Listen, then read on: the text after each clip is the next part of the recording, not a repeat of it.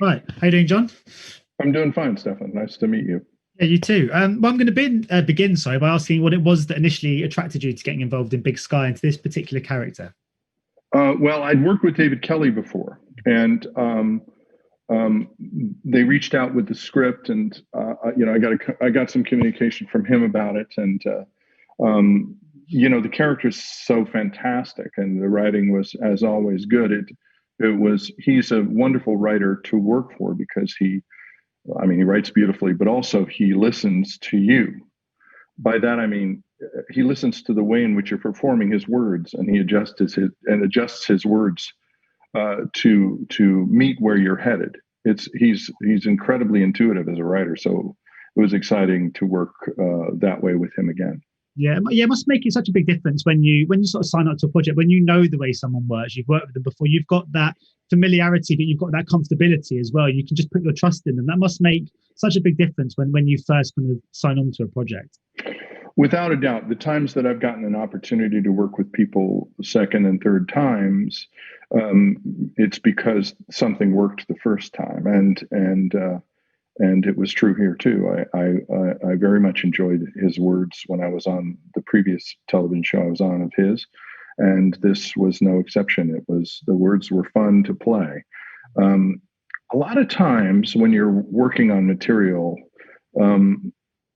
there's kind of only one way to say a line. There's a very specific way to say it. With David's work, in my experience, and David and his room's work, there's a kind of air in his writing that allows you to play with it, and that was certainly true. That's certainly true in Big Sky. Yeah, don't want to give too much away, but there's certainly a moment in episode 1 concerning your character that I gasped at. Did you remember having a similar reaction when reading the script? Is that one of the kind of joys of TV, I guess, is when you kind of get those scripts in, and you must go on that kind of same journey we go on? Well, you do. When you first read a script, of course, you're reading it first and foremost as an audience, and with an eye on what character you're being asked to consider or being asked to go and try to get. And in each circumstance, I was going through Big Sky, and every script was like this, by the way. Every script I've read is like this, where you're going through it and something happens that takes your breath away. And those are very exciting scripts, and also hard to make sure they stay that way all the way into production. And these scripts have stayed that way all the way through to the edit. They're shocking, and they continue to be shocking week after week after week. And anybody who gets on this train will be surprised every single week by something that happens. I mean, this is just yet another brilliant character for you across a career that's been littered with such nuanced and diverse kind of range of types of people. I mean, when you look at your kind of varied career, just wondering what now draws you to a role? Because I mean, at this stage in your career, you've worked with everyone, you've tried every kind of type of character. So what is now the draw? What makes you think, right, this is going to be something I take on? Well, the primary thing, and I think actors, you need to be clear about one thing, that the primary thing that actors need is someone asking to actually do the part. Yeah. So you need an offer first, and then you can decide what reasoning you have around whether or not you're going to do it. There's a lot of considerations now that I didn't have when I was younger, but mostly now it's the writing. I mean, mostly it's the writing and the people I get to work with. When I've had an opportunity to work with people again, when I have an opportunity to work with people whose work I admire, and there are many, that's what begins to generate my interest. But the words really are what make a difference every time. If I like the script, if I'm scared of the character, if I'm intrigued as to how to play it, that's something that always interests me. And I wanted to speak to you quickly about Lucky, because I absolutely loved that movie. It was one of my favorite films of the last 10 years. Thank you. What I wanted to ask you basically is, have you got ambitions to direct again? And I really hope the answer to that is yes. Well, the answer is yes.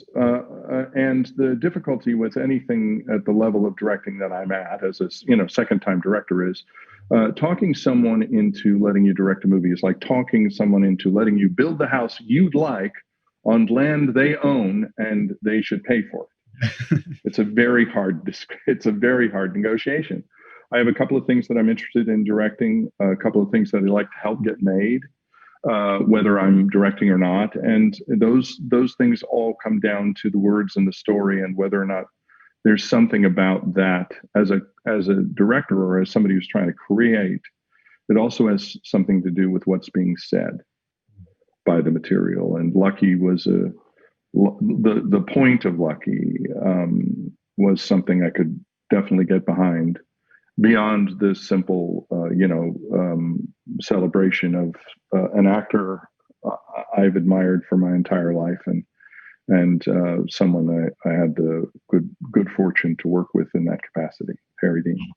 Yeah, I mean, it must have been incredible to be directing Harry Dean, but also like David Lynch too. I mean, I can only imagine the stories on that set. Well, the stories were fun. When Tom Skerritt showed up, Harry said to him, "Hey, remember that movie we did that changed science fiction forever?" I love that. So yeah, there were good stories on that set. Yeah. Do you find that you've approached acting differently since you've directed? Do you find now when you're in projects you have a slightly different sort of relationship with the craft? Yes, it's a big change after directing because you realize where you enter the conversation as an actor. I equate it to a party. When you're directing a movie, you are having a conversation with the writers and producers. Let's imagine it's a cocktail party and you all showed up at the same time right when it started. And you're having a very in-depth conversation. And then the actors join and they have something to contribute, very much seismically important to contribute, but they're entering the conversation a couple of hours into the conversation. And so now as an actor, I'm very aware of how much conversation is going on before I join a project. So my assumption now is that the producers and directors have had the discussion about the problems I might have, and they've tried to make a solution of that problem already. And my job is to figure out how to play what they've decided. If for whatever reason they haven't considered the angle that I'm suggesting, all the better. But to have respect for the storytellers that you walk in on is really important, I think.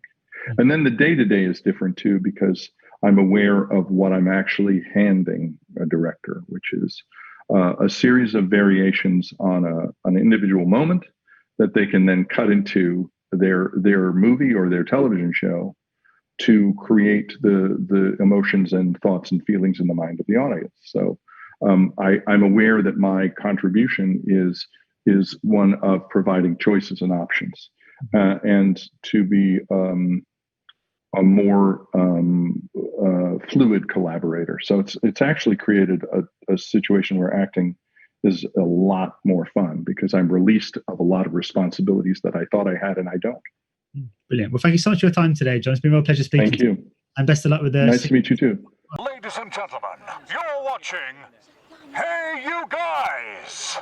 Hey You Guys, huh? Hey You Guys. Is that from the Goonies? It is indeed, yeah. Nice. Hey